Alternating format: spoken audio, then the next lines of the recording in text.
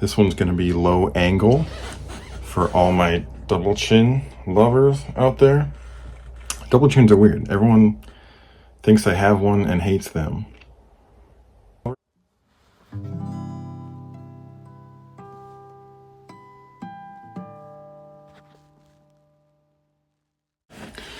So, this episode, I want to talk about something that could be construed as contentious. I don't think so. I'm going to sort of give an overview of my history with consoles, and through that describe the sort of fanboy aspect of console ownership and console rivalries, and a bit of the history behind all of it. So, first and foremost, I'm a PlayStation fan. I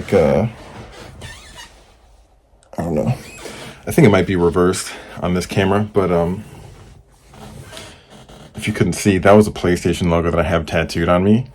And so, for me, I'm not like a corporate, evangelist of Sony or even PlayStation necessarily, but the PlayStation was the first console that I really experienced and learned about, fell in love with, and the tattoo really just reminds me of my childhood, of a time period where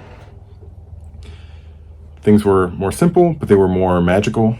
I think everyone can relate to that, and for me, the reason why I love video games so much and why I'm into them to this day was because as a child, I found it so A, mind-blowing, and B, fascinating that there was this way where you could interact with media, because everyone at that point in time was, watch TV or movies or whatever. There's so much that you couldn't even say, or I couldn't say what the first movie I saw was, or what the first TV show I saw was, or what the first movie I saw in theaters was, or whatever. Maybe my parents might know about the theater one, but even then, I doubt that they would remember that, and they were super young anyways, but some of my earliest memories are actually of my dad playing PlayStation games. In fact, my earliest memory of video games at all is I must have been 3 or 4, and because it was after we moved into my childhood home from my grandparents' house, when I was born, when I was a baby and whatnot. I lived with my grandparents, or my whole family lived with my grandparents. But I digress. We moved into that house when I was 3-ish, 4 maybe, and it was around that time, so let's say max 5. And it was in my parents' bedroom, they had a dresser that was actually fairly tall, and then my dad had another sort of bracket thing on top of it. It almost looked like something that you'd put an amplifier on. It was just a metal thing. There's a TV on top of that, PlayStation under it or next to it or whatever, and he was playing Ultimate Mortal Kombat Trilogy for PS1. And that was my very first video game memory. And obviously at that point in time, I didn't understand what it was. I don't even know if I got that he was playing it. I didn't even remember if he let me play it a little bit or something. Probably, because my dad at that time would have been 20, 24, 25, but, which is crazy to think about. I'm 28 now, and I'm oh, that's younger than me. But, ever since then, and like I said, the PS1 was a big deal for me, because that's what I grew up with, Crash Bandicoot, Spyro, all sorts of other random crap at the time. And that was really that time period of my life, like my single digit age relationship with video games, more or less was PlayStation, and later we got a GameCube. And so already, we're going from one brand to another. And at the time, I don't think I knew or really understood other game companies or whatever. Like, I can't even remember. I mean, I must have been like aware of Mario, but I never had a Mario until Super Mario Sunshine on the GameCube. And as far as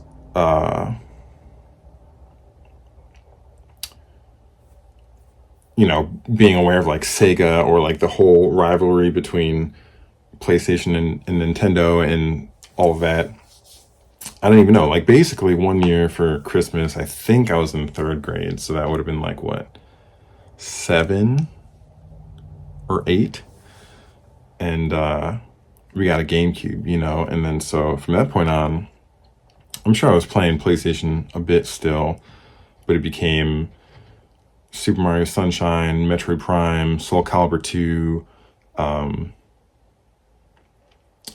Smash Bros, Melee, Wind Waker, random games that I rented. Battalion Wars is a one that people don't know about very much.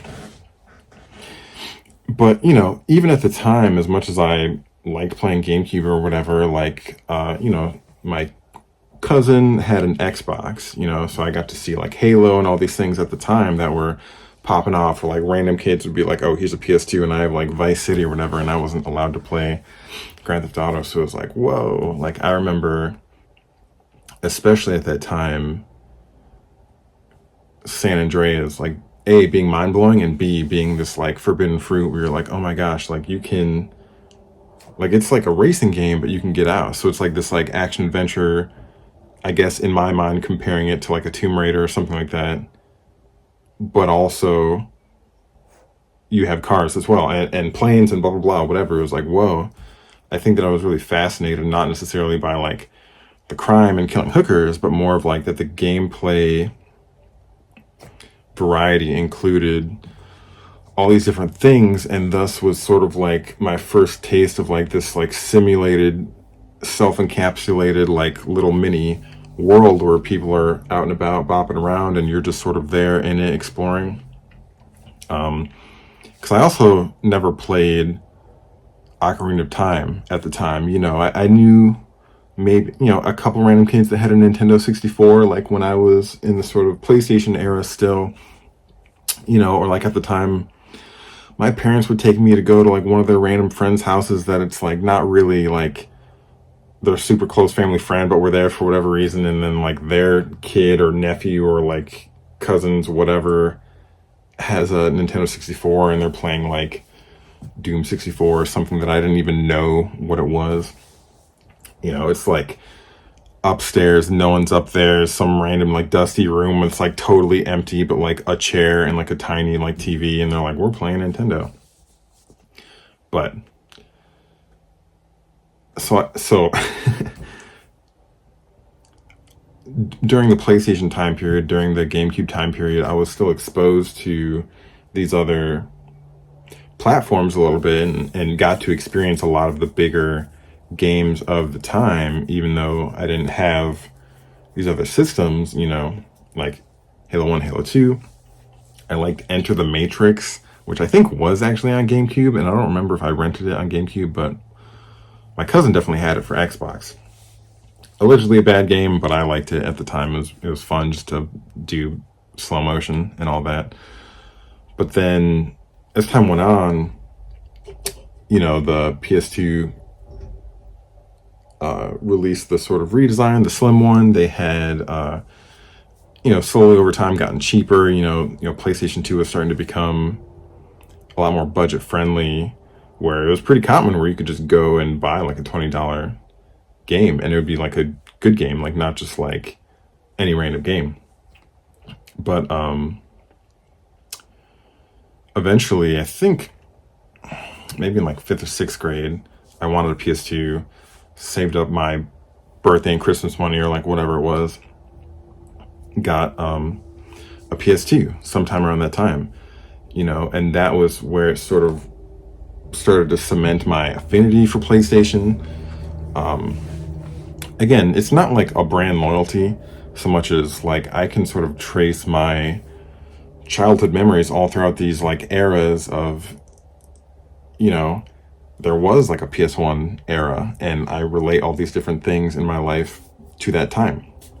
There was like a PS2 era where it's more of like my preteen years, and again, relating all the sort of different experiences all revolving around video games, because for a lot of that time period, it was like if I went to my friend's house on the weekend or whatever, like I did a lot of like riding my bike around and stuff like that and just, socializing. But a lot of times it was to go and play video games all night and stay up and drink soda and eat pizza and hang out, and have a good time. Definitely a different time.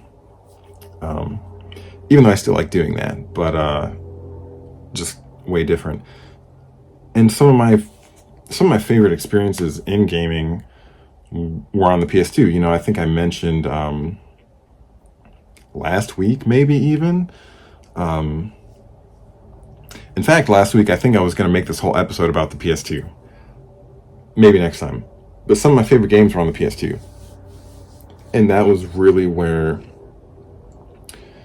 my love of gaming evolved from sort of more of like the true childhood experiences of like it just was there anyways, and like yes, I was drawn to it and I loved it, but I didn't know that I loved it. And then as I started to grow up a little bit in the PS2 generation and playing all those different games that really impacted me, that was where I could start to realize where A, I loved it, and B, I saw other people not have necessarily the same experience with games as I did. And I got inklings of that all throughout my childhood and PS1 days as well, but more so really understanding like, oh, okay, like I'm a capital G gamer with a hard R, and other people just aren't, even though they like playing games or whatever. Particularly at that time, it was like every 12-year-old had, played games. It was just as time went on, a lot of them sort of dropped off or started only really playing like Call of Duty or whatever. And so to keep it as brief as I can, I'm watching my time here. PS2, fantastic. But I played Xbox games, GameCube games. Never owned an Xbox until sometime, it must have been in 7th grade. We got an Xbox 360 for Christmas one year. And it was definitely just because it was cheaper at the time, and I didn't necessarily like. I knew that, I was aware of that, but I remember there was a conversation at one point. Like we sat around the table, and it was like, "What do we all think of like which one we want?" And I was like, "PS3." I was like, "I like the PS1. I like the PS2. I want the PS3." I didn't even remember if I was specifically looking at like killer apps for the PS3. I think I was somewhat aware of Uncharted, but Fable at the time had like Fable 2 was a big deal. Halo obviously was pretty popular. I remember in 6th grade, a friend of mine had Halo 3 like the day it came out or whatever, and I remember talking to him like, "Whoa, what new weapons or blah blah blah, whatever." Actually, scratch that. We weren't even like that good of friends yet, or we were like acquaintances really, before we became friends. But I remember talking to him in 6th grade, like in the hallway, like, "Oh my God, Halo 3, that's crazy." He's also a serious gamer, but the Xbox 360 really was another totally seminal time period for me going into, late middle school, early high school, where that really ramped it up. And all my friends had Xbox 360s, you had Xbox Live and all these things, a lot more co-op nights. Cause there's co-op games on PS2 or whatever, and like you had the 2 controller ports, and it was great, but with the wireless controllers and Xbox Live and all these things, that's when it was like really started to evolve, not just gameplay wise and for me as an individual, but in the mainstream, gaming was starting to go into its adolescence and evolve further, where like, yeah, there was the sort of groundwork of like the SOCOM and the whatever, the Rainbow Six 3 on the original Xbox Live and whatnot, Halo 2. But that all still was sort of niche. And, you know, like when I was in 7th grade, that's when Call of Duty Modern Warfare 2 came out, which I guess must have meant that sometime around, you know, when I was in 6th grade, Call of Duty Modern Warfare 1, the original Modern Warfare, came out. And that was crazy too. And eventually I had that. But on Xbox 360, Halo 3 was huge. Gears of War 2, huge, and 3. Call of Duty Modern Warfare 2, and then Black Ops after that. That was really, you know, so that was like 7th and 8th grade for me. So that was like a super important time for a kid, you know, and really cementing my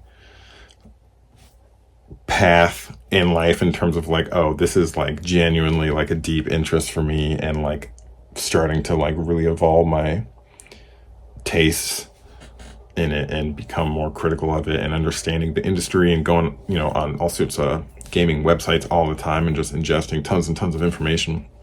Especially back then, it was a lot more like written too. Like there was definitely YouTube at the time for sure. But a lot less just sort of like content creators talking about video games, a lot less sort of video essays about games and gaming franchise and stuff like that. But sorry, I lost my place here. Xbox 360 had some of my favorite games, you know, Red Dead Redemption 1, amazing, Grand Theft Auto 4.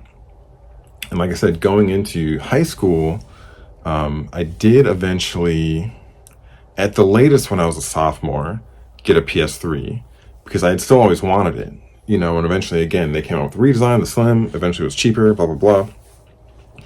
Again, saved up my Christmas and birthday money or like whatever it was and got a PS3. So during a large portion of that console generation, I had both. And, you know, so it allowed me to pick up games here and there that were on both that I just saw on whichever console or whatever. And by the time I got the PS3, I had quite a lot of Xbox 360 games. Like my collection at one point was pretty large. But then PS3, like I played Uncharted 2. I still haven't played Uncharted 1 to this day, but I think eventually it's gonna get a remake, or, you know, I might play the collection one day, who knows. But yeah, so like Uncharted, and then all sorts of just other random games on PS3. Like eventually I did get Red Dead 2 on PS3. I had some Call of Duties on PS3. Grand Theft Auto 4, I had PS3. I played a lot of Grand Theft Auto 4 on PS3 instead of Xbox 360, even though I think I had it on Xbox 360. I think I might have, I played the episodes from Liberty City on Xbox 360, I think. But again, so you have this blossoming into more and more game systems, and then onward to the PS4, PS5, blah, blah, blah. And now that I recall all of this, now that I'm 18 minutes in, I'm thinking maybe I talked about this in its entirety in a previous episode, but that's okay because no one really watches these. So when it comes to brands and brand loyalty and fanboyism and you know, picking one or the other, I do have this trend of like, I liked PlayStation, I liked the PlayStation ecosystem, I liked the UI and stuff. You know, I think that the PS4 cross media bar is still my preferred AI, and the PS5 one is very similar, slightly different. I kind of don't prefer that one, but I guess I'm just not used to it because I don't own a PS5 yet. But it has nothing to do with me thinking that PS5 is better necessarily. I do think nowadays PlayStation has certainly, well, definitely demonstrably and objectively gotten to a significantly more dominant position, and Xbox has sort of went a different route in terms of Game Pass and cloud gaming, and saying, we're just going to put our games everywhere. They put games on Switch. They're starting to put Xbox games on PlayStation. They're like, you don't even need an Xbox. You can, they're just about to come out with a Fire Stick that has cloud gaming capability and can pair with your Xbox controller and all that. And so they're now really evolving into this place where, during the Xbox 360 era, first of all, 360 was winning for quite a while during that generation, winning in terms of sales. And ultimately they did not. But they were really at parity in a lot of ways for a long time, until the Xbox One reveal and showcase, where they shot themselves in the foot with this sort of not very gaming forward presentation, where they're talking about multimedia and stuff like that, and more significantly talking about like always online and how your games are going to be like registered to you and blah blah blah.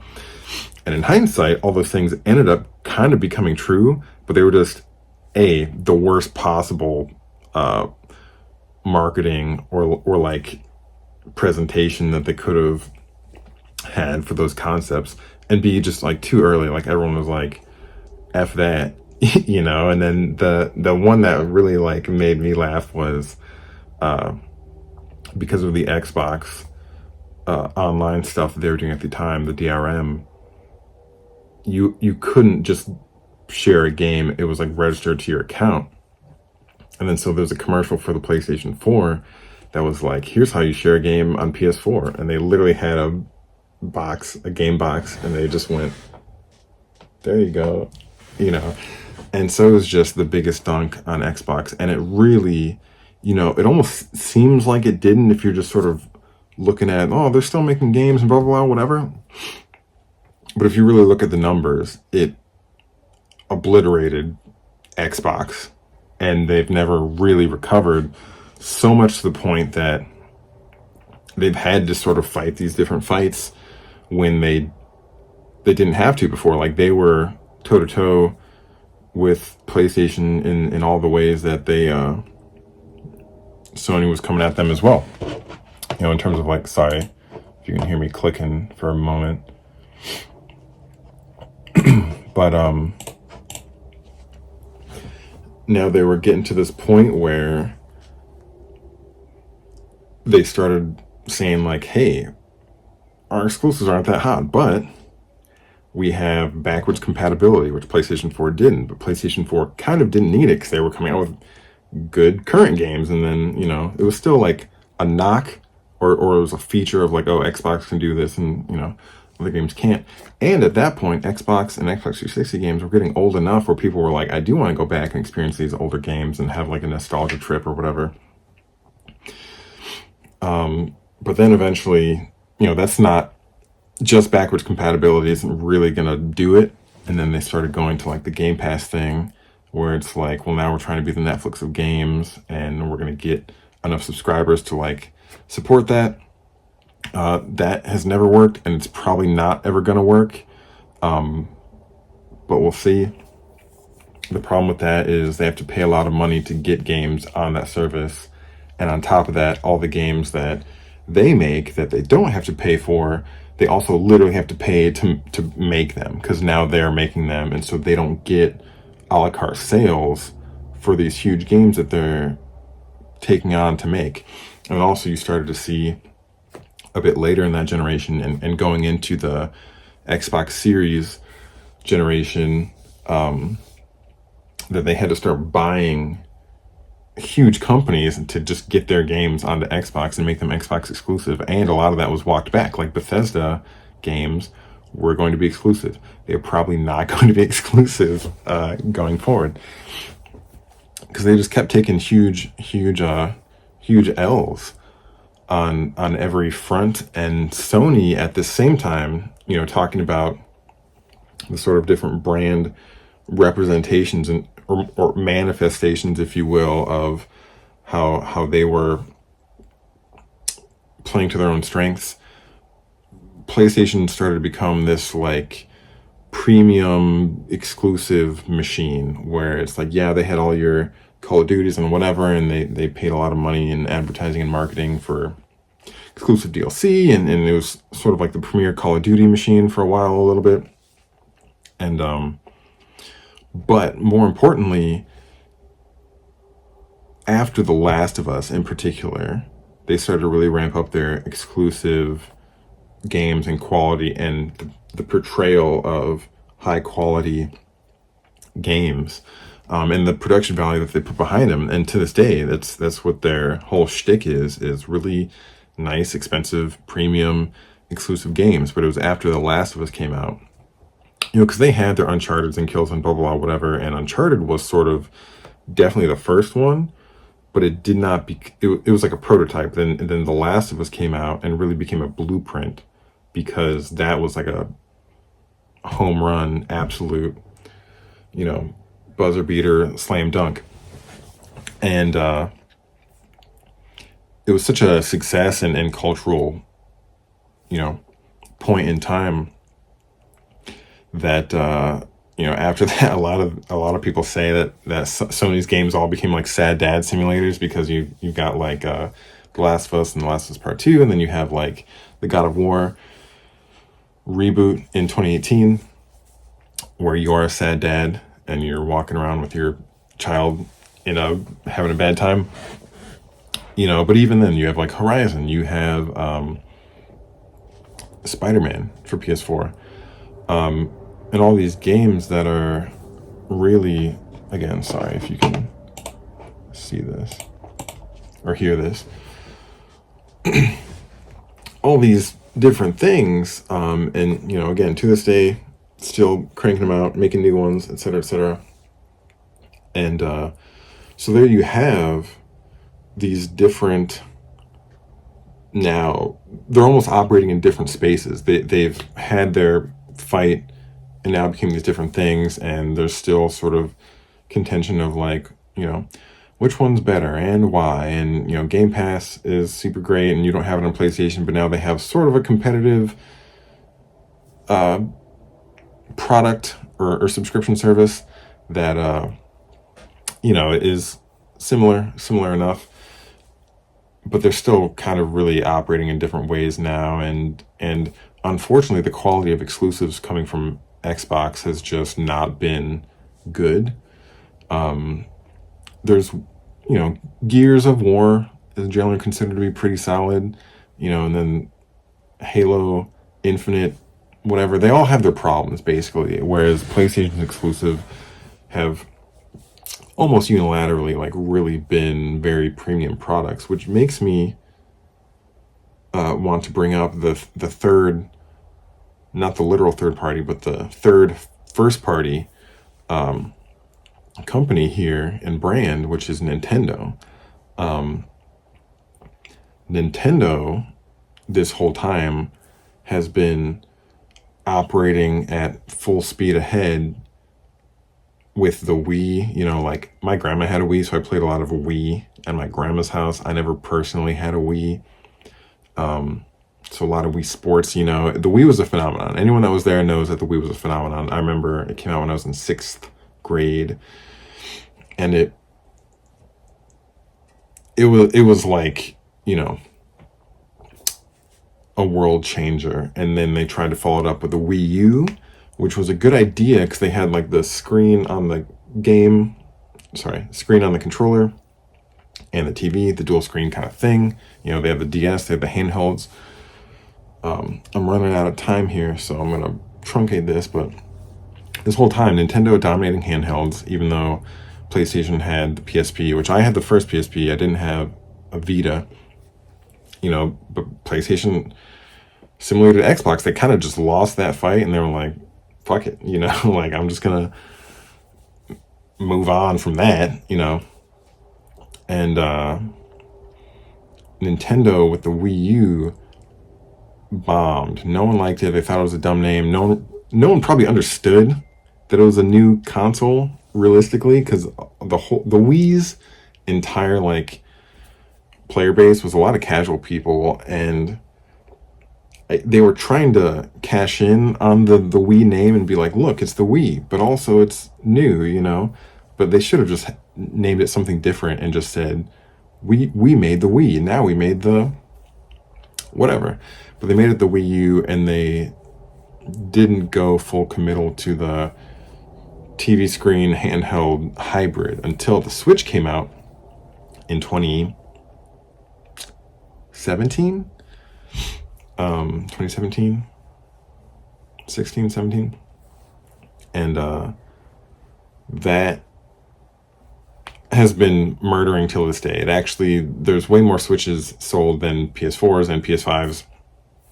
So they're actually the winner in terms of like objective sales nowadays. But what's funny is talking about the different brand loyalties or whatever. It's like, you know, Nintendo almost is fighting a different fight. They maintain their first party games with high quality and not much else necessarily. You know, they let other people put their games on their platform and stuff, you know, but they still market it as like a family device and a device for kids, kind of. And it crushes, but it's almost not in the same arena as Xbox and PlayStation, where they're sort of competing for the core gamers, the shooter fans, the open world game fans, the action RPG fans, like whatever you want to say. And so that's where the sort of landscape of gaming is right now. And there's a lot of variety right now, a lot of quality right now, and huge backlogs for everyone that really plays games. But it's interesting to see it progress. You also have VR starting to emerge in the last few years, and that's like a whole different thing. And obviously there's PlayStation VR. So the landscape's really, really crazy. And you know, talking about brand loyalty, it's like, I've always been a PlayStation fan. I like their exclusives. I like their, like I said, their UI, their ecosystem, whatever, their controllers. I prefer all their controllers for the most part. And so I dig it. I'm still excited to get a PS5 when I do. I wish I had one right now. I don't, but I have an Xbox because I'm not necessarily loyal to PlayStation, and Xbox Series S is a good deal with Game Pass. Good deal, you know, for if you wanted to sort of have like the highest quality gaming with the least investment, that's it for sure.